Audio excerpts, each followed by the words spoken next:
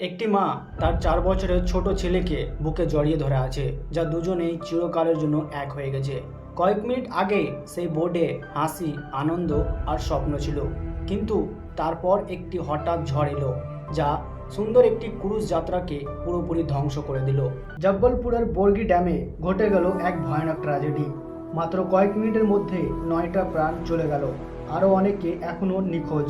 আজকের এই ভিডিওতে জানবো কিভাবে একটা আনন্দের ট্যুর মৃত্যুর ফাঁদে পরিণত হলো। 30 এপ্রিল 2026 সন্ধ্যা প্রায় 6টার দিকে বোটটি যাত্রা শুরু করে।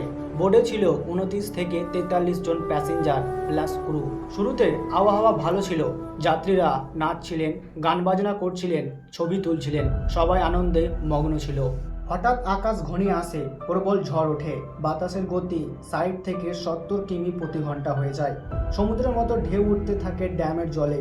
বোটটা প্রথমে দুলতে শুরু করে, তারপর জল ঢুকতে থাকে। যাত্রীরা চিৎকার করে ক্রুদের বলতে থাকেন বোটটি ঘুরিয়ে তীরে নিয়ে যেতে, যা ক্রুরা সেই সতর্কতা সিরিয়াসলি নেননি এবং বোটটা ড্যামের মাঝামাঝিতে চলে যায়, যা 2-3 মিনিটের মধ্যে বোটটি উল্টে যায়। অনেকে জলে পড়ে যায়, কারো লাইফ জ্যাকেট ছিল না, কেউ সাঁতার জানতো না। সবকিছু যেন দুঃস্বপ্নে পরিণত হয়।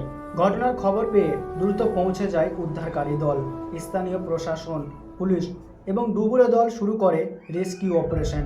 উদ্ধারকারীরা যখন ডুবে যাওয়া বোটের ভিতরে ঢোকেন, তখন তারা এক মর্মান্তিক দৃশ্য দেখেন। এক মা তার 4 বছরের ছোট ছেলেকে বুকে জড়িয়ে ধরে আছে, যা দুজনেরই মৃত্যু হয়েছে। আরও অনেক শিশু সহ মোট 9 জনের মৃত্যু হয়েছে। এখনও অনেকজন নিখোঁজ রয়েছে। এই দুর্ঘটনা পুরো এলাকায় শোকের ছায়া ফেলে দেয়। পরিবারগুলো হারায় তাদের প্রিয় মানুষকে। এই ঘটনা আবারও মনে করিয়ে দিল, পর্যটক মানে শুধু আনন্দ নয়, দায়িত্ব। ভিডিও ভালো লাগলে লাইক করো, শেয়ার করো আর ফলো করে পাশে থেকো।